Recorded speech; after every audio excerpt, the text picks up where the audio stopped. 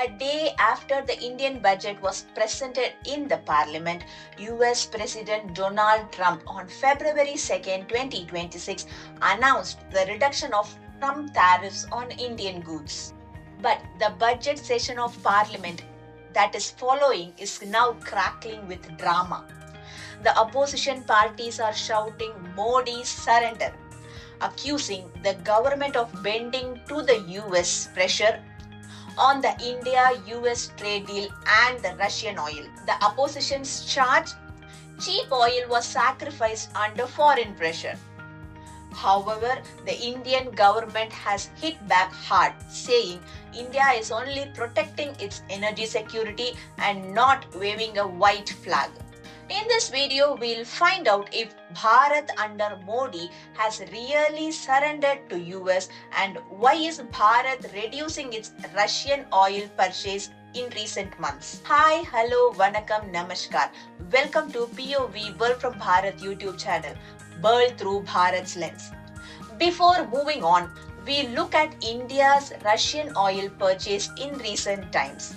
In 2019-20, Russia's share on India's total crude oil imports was as tiny as 1.7%, and 80% of the oil came from OPEC countries, mainly the Middle East like Iraq, Saudi Arabia and the UAE.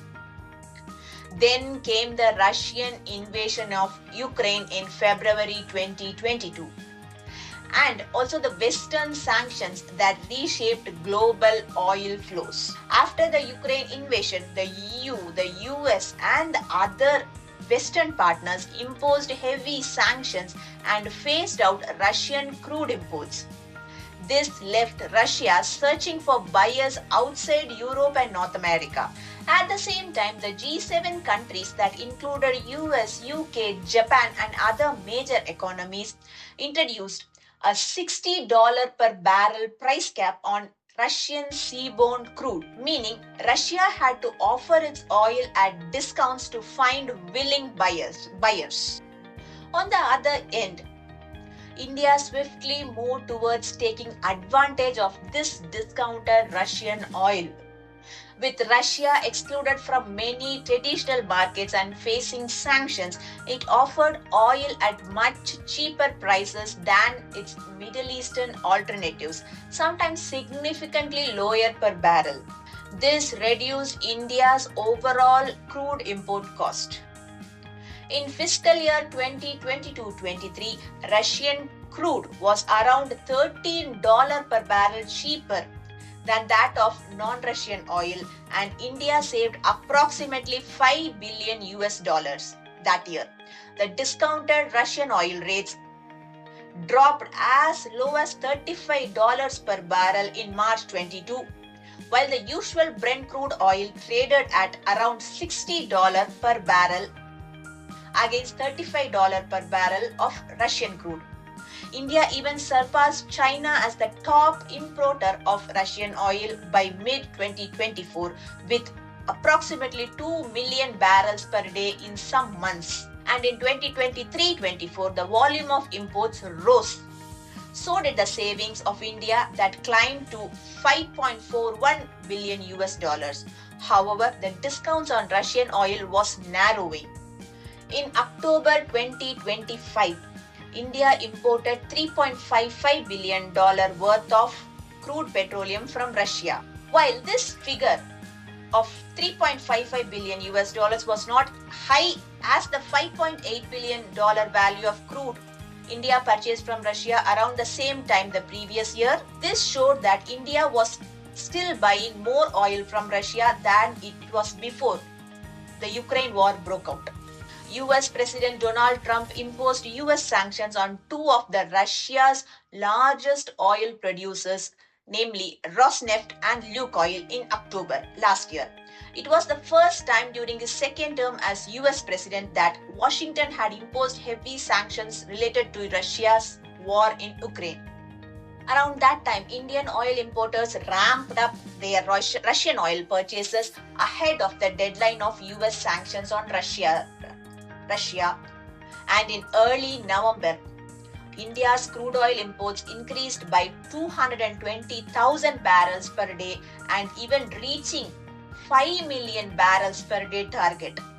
Coming back to our topic, why is India even cutting down on Russian oil? According to estimates in 2024-25, the discount India got on Russian crude has fallen to about $2 to $3 per barrel from $13 per barrel discount. And in 2026, India is looking towards lower risk and more reliable supply as US sanctioned Russian oil posts compliance risks. India is once again turning to its traditional Middle Eastern oil suppliers like Iraq and Saudi Arabia. India has also increased purchases from the US, UAE, Libya, Egypt, Nigeria, Brunei and other countries in financial year 25-26 versus financial year 24-25. Also, Indian refiners like IOC and HPCL have jointly bought 2 million barrels of Venezuelan crude of Mere grade for delivery in 2026. Finally, the Trump tariff factor cannot be ruled out though for the reduction of Indian import of Russian oil. Last week, Trump announced the reduction of tariffs on Indian goods to 18% and gave a green signal to the much-awaited Indo-US trade deal. The US also insists India to stop directly or indirectly importing Russian Federation oil and that import tariffs on all Indian goods may be raised if India resumes purchases of Russian oil. Today, the economic pressure on India due to Trump tariffs outweighs the narrowing discounts on Russian oil. Hence, the reduction of Russian oil imports may come as a temporary relief for India and the Indian exporters. But it should also be noted that the trend of Indian refiners cutting back on Russian oil purchases started even before recent tariff threats from the US. Meaning, India did not cut the Russian oil due to US pressure alone. But a total halt on Russian oil, as the US wants, does not seem to happen. Let's see why. India's refining sector consists of three main categories of operators. The national oil companies, that is the NOCs, which are state-owned. The public sector refiners like the Reliance Industries, which is privately owned, and Nayara Energy, a Russian majority-owned private refiner. Now, a complete stoppage of Russian crude imports would have particularly severe consequences for Nayara Energy, which is a Russia-backed refiner partly owned by Rosneft. And this Rosneft is one of Russia's largest oil producers and also a US-sanctioned oil firm. Indian companies hold significant investments in Russia's upstream energy sector, and this complicates any attempt to sharply downgrade the relationship with Russia. Indian oil companies like ONGC Videsh, Indian Oil Limited, Oil India Limited own around 20 to 30% stakes in various Russian energy projects. These stakes and assets owe Indian oil firms in millions of dollars in dividends, which are trapped in Russian banks now. Thus, these Indian companies continue to have heavy financial exposure in Russia. Taken together, the available facts point out to a gradual recalibration rather than a sudden rupture. The next question that comes up is Venezuelan oil a good alternative for Russian oil? Now we look at why Venezuelan oil cannot be a full alternative to Russia. Trump has repeatedly said that India could replace Russian oil with supplies from Venezuela. For one thing, Venezuela is roughly twice as far from India as Russia and 5 times further than the Middle East, meaning much higher freight costs. Also, without deeper discounts on Venezuelan oil, the longer journey makes it more expensive for India. Another issue is that many Indian refiners simply do not have the facilities to process very heavy Venezuelan oil like the Chinese refiners. Venezuelan crude requires complex specialized refineries to process it into fuel. Only a small number of Indian refineries like Reliance Industries and Nayara Energy are equipped to handle it in large volumes.